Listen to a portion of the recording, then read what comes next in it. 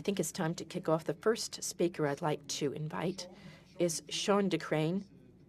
He's Battalion Chief in Cleveland. You can say it yourself, but he's really out of the practice and is working about how we deal with fire codes and how this is referring to your incident command. And maybe you can introduce yourself to the public. Thank you, Chief. Just going to grab the clicker here. Yep. Martin, are we good? Can we hear? Good. Director Zoll, Professor Hagen, thank you very much for inviting me. I'm very honored to be here today. My name is Sean DeCrane. I'm a Battalion Chief in Cleveland, Ohio. Honestly, does anybody know where Cleveland, Ohio is at? Oh, you're killing me here. Someone's got to know, right? All right, thank you. You're my best friend now. So go to Chicago and hang a right. Go due east for about 4.5 hours, and you'll find us. If you're a basketball fan, we're the home of LeBron. If you're a rock and roll fan, we're the home of the Rock and Roll Hall of Fame. And I got nothing more than that. So I just have a quick question. How many here are from fire prevention, serve in fire prevention, or have served in fire prevention? Okay. How many have served in suppression or currently serve in suppression? Great. We got a great mix here. So I'm a battalion chief from Cleveland. I've been our director of training. I was our chief of operations. And as of 2 weeks ago, I am the chief of the 3rd Battalion, which is the west side of Cleveland, which is my neighborhood. So I get to drive past my house every shift and check on my kids and everything. But the funny thing is, I've never served a day in prevention in my life. Yet I'm going to stand up here and talk to you about why it's important that firefighters are involved in the codes.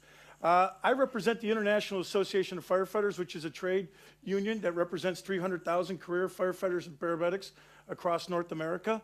I also am a member of the Underwriters Laboratories Fire Council, and I'm very proud to be a member of the Underwriters Laboratories Firefighter Safety Research Institute, which is made up of 21 firefighters from around the world that we get to burn things, or we get to direct Robin to burn things, all in the name of science.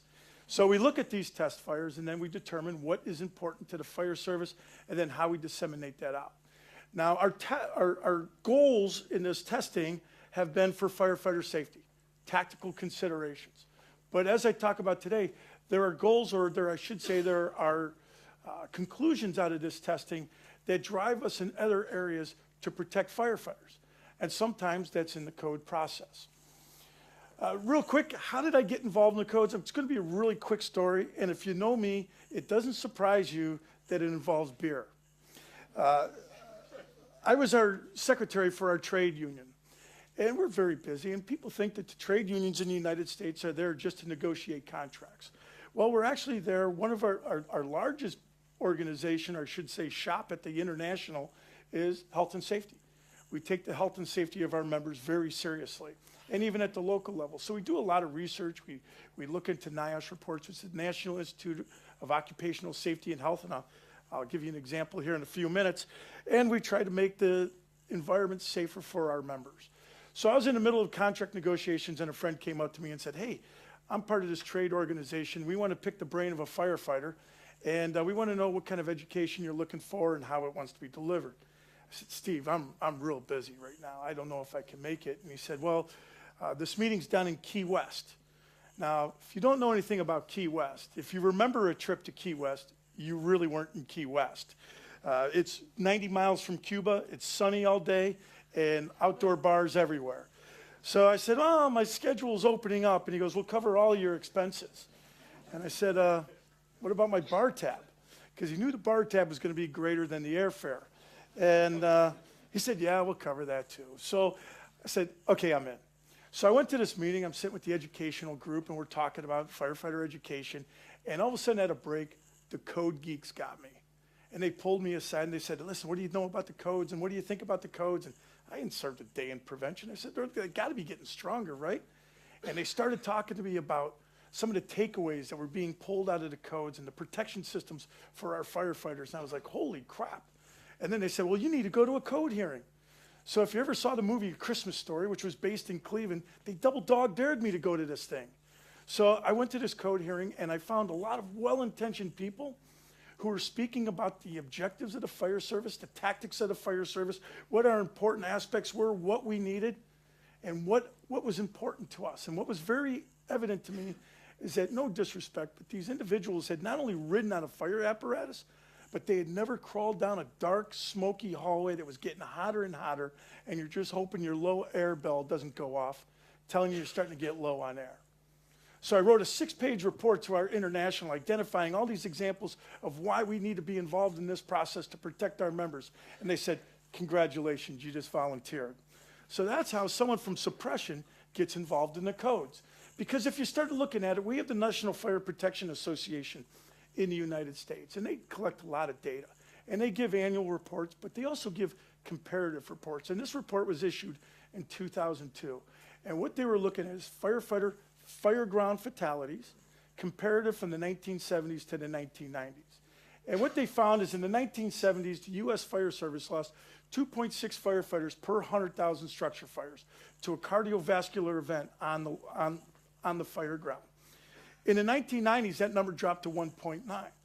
So we saw the IFF, the I Chiefs, a lot of organizations were initiating health and wellness initiatives. Some of us need to get on the treadmill a little bit more often, but we saw the improvements. But the numbers that really jumped out to us were the traumatic injuries that led to fatalities. In the 1970s, we lost 1.8 firefighters per 100,000 structure fires to a traumatic event, whether it's asphyxiation, burns, falls, collapses. In the 1990s, that number jumped to 3, almost doubling. So we could sit here for 8 hours, but Professor Hagen said you only have 40 minutes. So we started to talk about some of the contributing factors here. Contents are burning hotter and faster. We'll get into that. I know the engineers out there are about to throw something at me that fires don't burn hotter, the temperature of flame is consistent. But we'll talk about that, how the firefighters are experiencing hotter fires right now. We saw the use of thermoplastics introduced into our homes. We saw the widespread saturation in the marketplace of polyurethane foam furniture. We saw there's an argument that the turnout gear is encapsulating our members so well that they're not recognizing the rapidly changing environment around them. Therefore, they're not able to recognize when they need to make egress. And there is some validity to that. I don't have time to go into some of the other findings that we found out, but it's another point of contact as we start to look at reducing firefighter fatalities and firefighter injuries. And that's what gets lost sometimes, those injuries. In the United States, 70,000 to 80,000 firefighters are injured every single year. The National Institute of Standards and Technology looked at the lifetime cost of 1 year of injuries for firefighters, and they looked at the year of 2004, and they calculated that the lifetime cost would be anywhere from $3.2 to $7.4 billion US. That's a staggering cost. Now, keep on compounding that year after year after year. If we can reduce those injuries and the cost to our local jurisdictions, we're making a positive step, and maybe it creates funds that we can use for training, for apparatus, for equipment. Insulation factors. In the U.S., we wrap our homes in plastic because we want to control the heat in the wintertime and the cool air in the summertime to reduce energy costs. And the building codes are allowing less mass and more protection trade-offs. When I say protection trade-offs, in the fire service, we believe in redundancy. You look at our breathing apparatus. When I got on the job, we had the bell. You had to make sure that bell was turned the right side up so that debris didn't get into it, because if debris is into it, you couldn't hear it ring. So that wasn't enough, so we added a vibration to it. That wasn't enough, now we've added a heads-up display to that system, all to believe in redundancy for our firefighters. Why aren't we taking that into our building approach? So what is the modern fire environment in the U.S.? And this has been debated over and over again of the differences in this modern fire environment. So UL, this is building 11. It's about 100 to 120 feet, depending if you measure the outside wall or the inside wall. 120 by 120 by 60 feet high. It's where they do their commodity testing. And when you go to Robin's class, he'll talk about the horizontal ventilation, and we built houses in this building. On the left is your legacy room. It's all with natural fibers in the upholstered. It's cotton batting. It's solid wood construction. We kid around, the only thing that's missing in here is the plastic covering on the couch that our grandmothers used to put on there to protect it. If this was worn out, you reupholstered it because you used it for decades. On the right is our modern furniture. It's almost disposable. You can go to a furniture store in the U.S., get 3 years, same as cash. It's almost like it's free. It's all pressboard construction, polyurethane foam, synthetic fibers. So this is simply a candle initiating the ignition in the corner of the furniture. And we're going to see the difference in performance or the difference in fire growth. Over on the left, you notice it's pretty clean burning. You know, the occupant is not being threatened by the contaminants of the byproducts by fire now. On the right, you look at the thick black smoke that's involved. We're just over 2 minutes in, and you see the polyurethane foam dripping down. So we have flaming piles of goo dripping down onto the floor that's assaulting this couch from the bottom and from the top. You see the thermal layer that's being impacted right there. Now, in the United States, our homes, the first floors are wide open. My house is 18 years old. There's one solid wall in that house on the first floor, and that's where the bathroom area is at. Everything else is wide open with an open staircase to the second floor where the sleeping rooms are. And this is pretty consistent with our construction practices over the last couple decades. And you start to see the thermal radiation that's being created in this thermal layering. We don't have time to go into smoke alarm detection and technology, but we're realizing that we need to alert the occupants as soon as possible, and we need to make sure that the occupants react to this alarm as soon as possible because their egress may be impacted. So if you see down here, the off-gassing that's occurring on this furniture and this carpeting, that's telling us that these materials are preheating, and they're leading to imminent flashover. And this is an educational piece for our firefighters who may not be able to see the ceiling area, but could possibly see that off-gassing. Does that give them an indication that flashover is imminent, open up that tip to the ceiling, or affect egress immediately? And you can see we transition into flashover in a well-ventilated area in 3 minutes and 40 seconds. And you can see the energy that's being produced. And this is the radiant energy that our members are feeling. This is the hotter fire that our members are feeling. Our turnout gear is absorbing that energy. And it's transferring that energy as that turnout gear fills up with it to that inner layer, which is our member. If you look over on the left, this fire is still controllable. You can use a hand can or a pump tank or a water can, however you want to refer to it, to still control this fire. The occupants are still not at risk in that fire. They can make egress. Now, this fire is not darkening down. What's happened is this fire over here has created so much smoke that it actually filled that large room down to where it banked and covered the lights. So even though we will transition to flashover, it took us 29 minutes. And you can see the difference in the energy production. And that's what we're experiencing is hotter fires out there. So let's talk about terminology. When I say I want to improve the firefighter's work environment, what am I referring to? I may ask someone, I say, I want to improve your work environment to a firefighter, and they tell me, I don't want any diesel exhaust. I don't want to breathe in the benzene or the byproducts of diesel. So let's put diesel exhaust systems on all our apparatus floors. That's a great idea. Or someone may say, you know, our turnout gear is full of carcinogens and toxins. We need a positive pressured room that vents to the outside at the rear of the apparatus bay, so our turnout gear never goes into the living quarters. And that's a positive idea. And I may say to someone, I want to improve your work environment. That firefighter may come back, and I need a 60-inch plasma TV in the day room for my training videos. And those are all good, positive changes to that, what? Staging area, to your firehouse, where you go, you gather your troops, you gather your supplies, you prepare for deployment. Where you deploy and operate, that's your area of operations. That's your work environment. And those are the buildings that we respond to and operate in when they're under distress in many occasions. So what defines that work environment? Well, the building codes. The building codes affect how that building is designed, how it's built, and the U.S. Fire codes maintain or dictate how that building will be maintained. So if we want those systems to operate, we need to be involved in that process. Because in the United States, we're seeing the changes continuously. From the home sheeting, we used to have solid boards. Then we went to plywood, then we went to OSB. And the U.S., the International Residential Code, we call it the International Code, although it's only adopted in the U.S. for marketing purposes. It only requires you to resist a wind load. So as long as I have cross bracing on that wall to resist a wind load, I could put whatever I want on the exterior of that wall. And we saw, depending on what your climate is, we have seen areas built with just cardboard and rigid foam board and then the vinyl siding. So we have seen changes. Also went from old growth lumber to new growth lumber, don't have time to go into it, but we're seeing a difference in performance because we're engineering our trees to grow faster. And then we're harvesting them much earlier in their life to use in our structures. These are the codes that impact the U.S. We have the International Building Code, which is widely adopted throughout the U.S. Again, we can establish the national code, but it doesn't become effective until each individual state adopts that version specific to them, and then it becomes law within that state. The NFPA 5000 is their building code. It's adopted in one jurisdiction in the U.S. You have the NFPA 101, which is a life safety code, really impacts fire safety and egress. You see this widely adopted in the healthcare industry. And then the International Fire Code and NFPA 1, which is their fire code, is pretty evenly split in adoption through the states. Suppression firefighters will tell me, well, the codes don't affect me. I'm crawling in there, I'm battling the devil, I'm putting the wet stuff on the orange stuff. I don't have to be involved in these codes. They don't impact me. And I said, well, ventilation, is that important to you in the suppression side? I'd say yeah.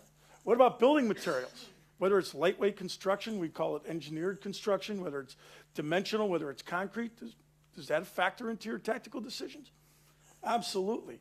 What about height and area requirements?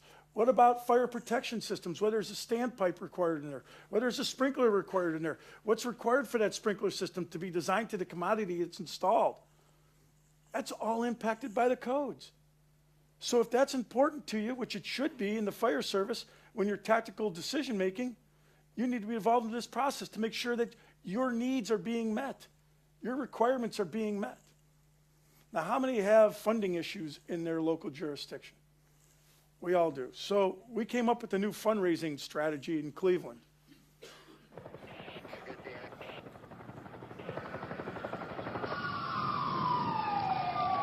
20 pounds! 20 pounds on my left!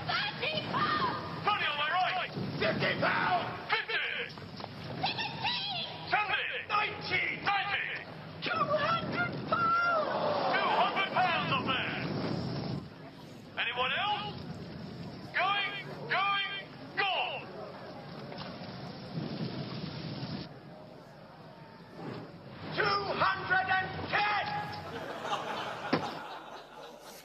No, that's not Tony Hunter dubbing it over with that proper English there.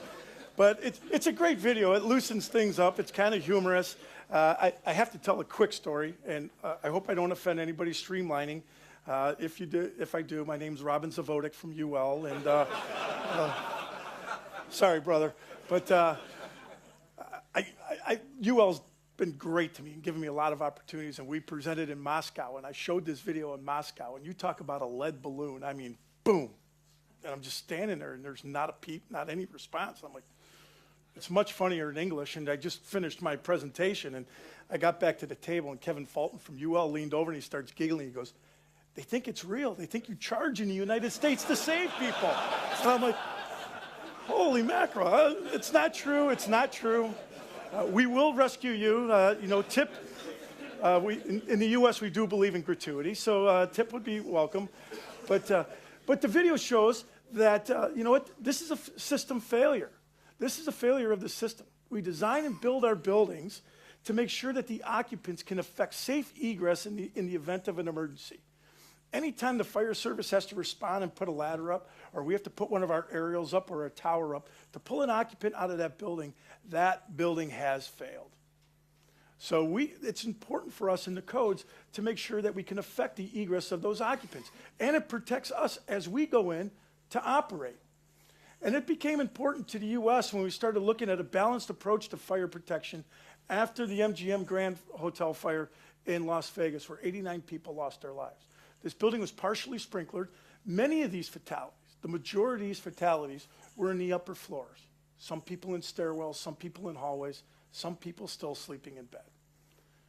So the industry started to say, we need to look at a balanced approach. We need to use fire stop systems. We need to use sprinkler systems. And can those systems fail? And the answer is absolutely. It can have tragic consequences for our firefighters. We lost 3 firefighters in Philadelphia, Pennsylvania. This fire initially started traveling floor to floor through fire stop systems that were compromised. Then it started auto-leaping.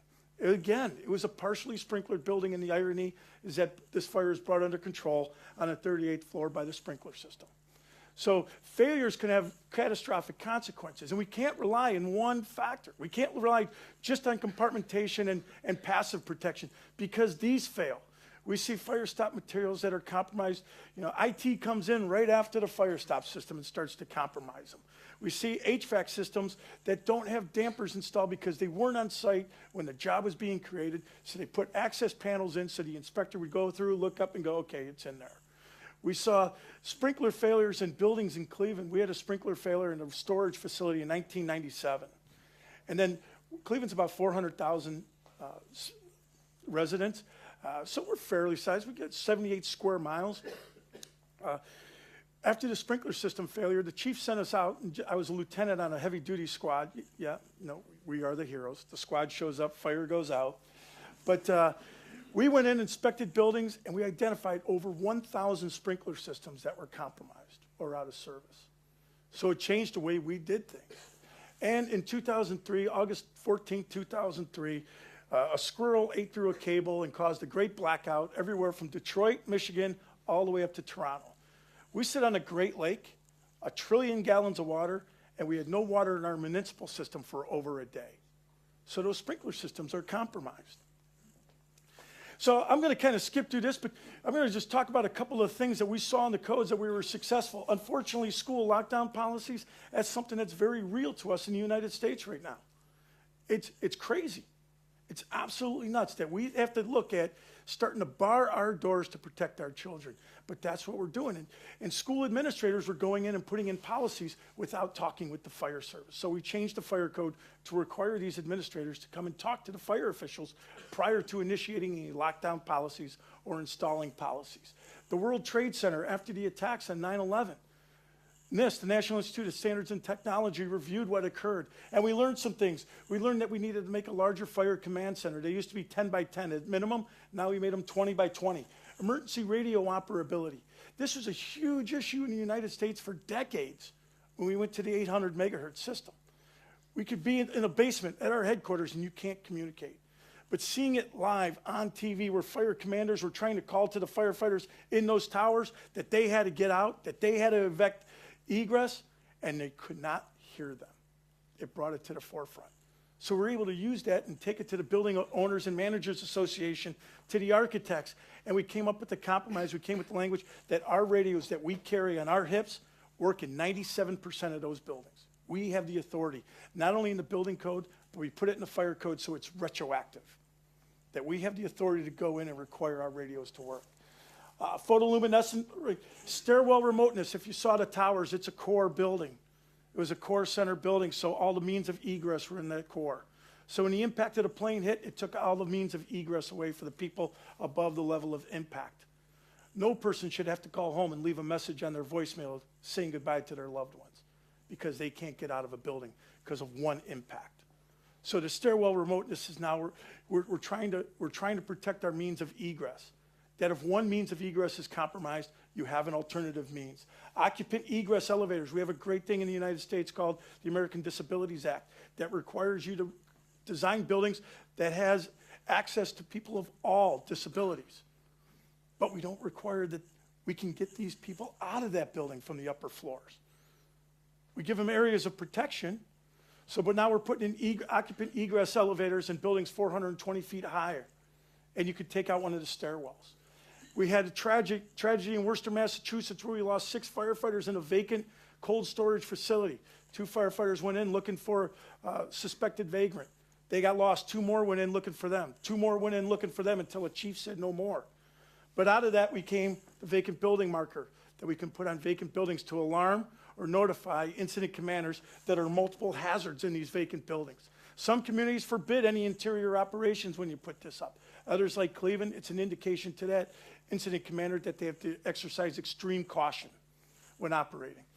The green movement is hitting the United States, and there's a competing green code and energy code that wants to supersede the building code and the fire code. And currently, we're successful in keeping the building code and the fire code as, if there's a conflict, they still prevail. But we're under a lot of pressure on the green movement.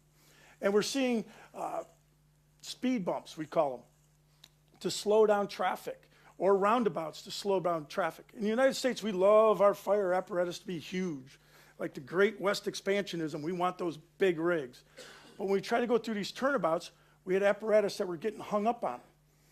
But there are solutions. We can make these speed bumps to where the berm of our apparatus can go through, but a passenger vehicle can't.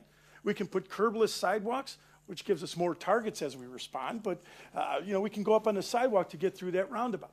There are solutions, but it requires dialogue. It requires dialogue between those engineers and those designers in the fire service. So we're meeting mutual goals. We're talking about new technologies, photovoltaic systems, battery energy systems, wind turbines. We're going green with our energy. Well, when you create energy during the daylight, individuals want to save that energy. And we're seeing different energy storage systems come to the marketplace. In New York, they are looking at losing 30% of their energy that's being supplied by a nuclear power plant that's losing its license to operate. So the building owners are getting nervous. The business owners are getting nervous.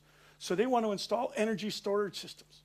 And they're receiving proposals now to install full floors of lithium-ion batteries. Full floors. Now, in New York, if they're giving up leasable spaces, you know they're serious because it's costing them money. So UL was doing some research. FDNY called me from the IFF and said, hey, we've got these proposals coming. First person I called was Tom Chapin from UL because of the NTSB studies on the Boeing 787 Dreamliner. And the simple test that they saw, an 8-cell battery, when it was penetrated by a nail, burned for 46 minutes. Dr. Gortz is going to be going over to lithium ion. He'll go into it much deeper than I am, but I encourage you to go look at it because there are a number of concerns from us in the fire service. And we're seeing this introduced into the residential market. I think within 5-7 years, every photovoltaic system will have some form of energy storage on site in the residential property. This is the test that UL did, simple nail penetration, and you can see the reaction, and they actually damaged their testing apparatus here. They had to strap it together and tape it, but you can see the reaction of that cell. Now, Dr. Gortz has a couple of better videos than this, but imagine this on the 30th story of an occupied high-rise.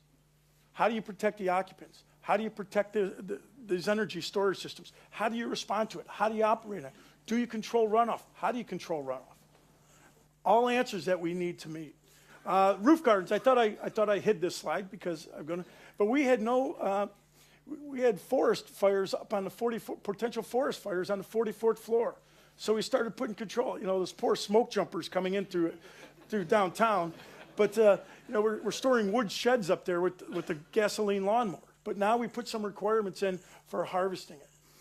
We build our homes in the United States out of combustible products, wood, and then we put combustible products on the outside of it. Yet the vinyl siding industry will come and tell you that they're a non-combustible product, and it's how they test it. They test it horizontally, and then we apply it vertically.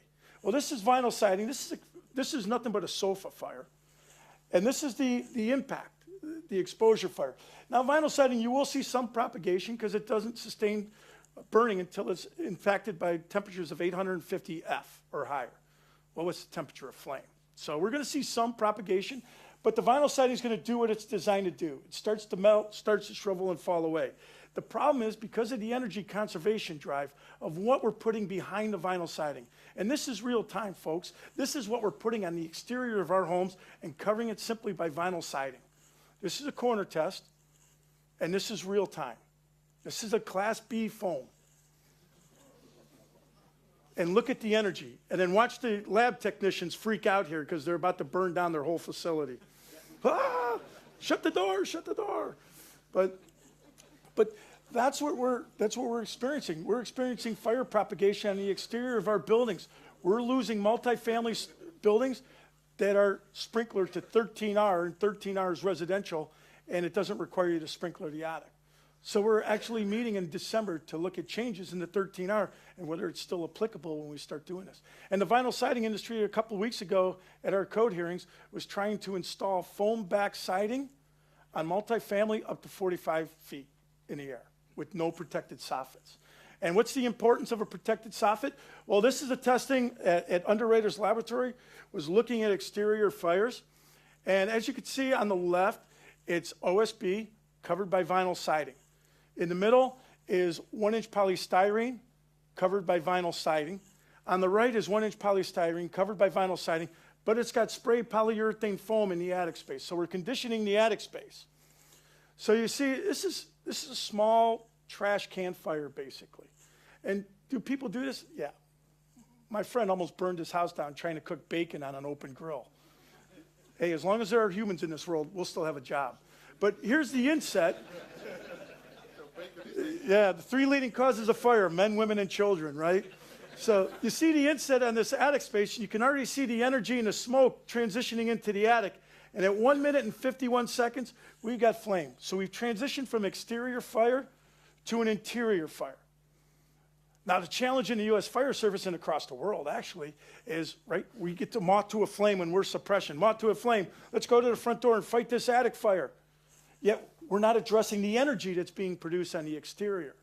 So we've got to change our tactics. And we've got to split our resources. Attack the source, and then get up there and extinguish the interior fire. Over here, it hasn't transitioned into the attic because that sprayed polyurethane foam is blocking the transition. It will get there. It'll take a little bit of time, and then it's an overhaul nightmare because now we have to pull all that polyurethane foam out and make sure there's nothing smoldering in there. But we can protect the soffit spaces. Maybe that's a potential strategy. And just see where we're at. I want to go over just a specific incident and how we changed the codes to meet this. And this happened in Green Bay, Wisconsin. This was a house that was built in the 1990s. They got a call for fire in the basement. They showed up. Neighbor was outside saying he just talked to the occupant. The occupant was inside. They beat on the door because they're polite before they enter a burning house. And a dog is barking, giving them an indication it's a tenable atmosphere. Firefighters go in. They're trying to find the seat of the fire. 2 firefighters go in, make a left, start to do search and rescue when the floor collapses. Catastrophic collapse. Lieutenant Arnie Wolf ends up in the room of origin. They had communications with him for almost 6 minutes before he expired. This house had truss construction, and we have the National Institute of Occupational Safety and Health that will come out and do an investigation. They won't identify the individuals because it's not to find fault, but they'll list contributing factors and then some recommendations. And one of the recommendations was to modify the code to protect that lightweight construction, as we call it, engineered construction. And the code allows us to do that because of the language to protect firefighters and emergency responders. And when we first went, we had utter failure because they had no technical justification. We had no empirical data showing the early failure of these floors, which was also flawed because there was some work done in the 90s on it.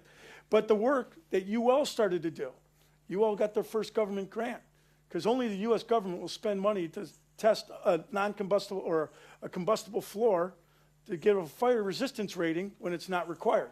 So, but we saw collapse times of 6 minutes. And that started giving us a lot of concern because this is when our firefighters were starting to enter the structures. So we took this test data and also from Tyco Industries that did a similar test and also the National Research Council of Canada that did similar tests and found basement fire situation where the collapse occurred when there was still a tenable atmosphere for that occupant on the first floor. So now we had issues with firefighter safety and occupant safety, which caused the home builders to come back to us and said, hey, we'll compromise. And we did. So now, as of 2012, any 1 or 2 family home that's built using engineered floors are now required to be protected with a 1/2-inch layer of gypsum board or its equivalency. Now, the challenge is making sure the equivalency performs as the original intent, and that's why we still have to be involved. But our work isn't done. We're doing additional research. And if you really want to get nervous, we saw a collapse time. This is from ignition of 11 minutes for 2x12. But for metal plate connected wood truss, we saw a collapse at 3 minutes and 28 seconds from ignition. So we have our work cut out for us, and it's going to take research. But we've got other issues coming at us in tall wood buildings. If you ever played the game of Jenga, this is how this cross-laminated timber is done. And I'm looking forward to the thesis paper about self-extinguishment of cross-laminated timber because the timber industry tried to come in and get 9 stories in the U.S., and we're able to refute him. And Tony was actually the incident commander here. I congratulated him yesterday on a nice stop. But this is what happens with wood buildings when they're under construction, and you're dealing with the fuel load. And we've seen this across the U.S. in Los Angeles, in San Jose, in San Francisco, and this happened in Houston. And this is a wood building, combustible product that's impacted by fire. 5 minutes? Oh, my God. Yeah. He was inside there. So this is a supervisor who went to investigate a report of a possible fire on the upper floor. God. I think he found it. Oh, God. Oh, God. Oh, God. Oh, my God. Oh, no. He had some motivation here. This isn't Olga Corbett, Oh, you know. oh, my God. Keep going. Keep going. Oh. The glass melting up there. This officer is trying to tell this guy to get off the aerial so he can extend it. Oh, Jesus. Oh, God. Oh, God. Hell, he can jump from there. I mean, good grief. I'll be jumping. He's still trying. Get off! They need to move that truck up. Oh, my God. I don't know why they're not evacuating this. He's I not think going to we wait. Probably should So be going. It's time to evacuate the Just jump for it, man. Hell yes. Oh, So thank you- Jesus. Thank you, God. well, he's not out of danger yet, because what's happening to the structural integrity of this building? Yeah, it's being compromised just a little bit. And Oh, it's my in the nick God. of time that they actually move the aerial. Oh, no, my God. So, but this is the challenge in the fire service. We're not going to stop the construction of wood buildings. It's ingrained in the U.S. society. We like to build our buildings out of combustible materials. They tried to do this. 4 minutes? 5, okay. In Canada, in British Columbia, they're permitted to go up to 9 stories. They tried to do the same thing in Ontario, and the fire service got involved and got it limited to 6 stories. So again, we're doing further testing. There's research going on right now with the cross-laminated timbers. If this testing comes out and it says, hey, this is safe, this is something that we can deal with, this is something that we can protect, then the fire service will work with industry to make sure it's done correctly. But we want the testing, we want the information, and we want to be included in the dialogue to make sure that our tactical considerations are met. And our union, I'm sorry, I'm going to jump back. If I said this yesterday, if you would have told me 7 years ago that our International Association of Firefighters, who's very driven to suppression, would create a video and the general president would be on there promoting firefighter involvement in the codes, I would have thought you were nuts. But we have the Brothers proof. and sisters, the IAFF has an important new program intended to improve your safety on the job. Building codes have a direct impact on you, but too often firefighters and fire departments don't participate in the development of those codes. Too often, we don't understand why it's important to be part of this process. So we have prepared an important video to increase awareness and encourage your involvement in creating new building codes and promoting enforcement. Nothing is more important than your safety. So please make use of the information to follow. God bless and stay safe.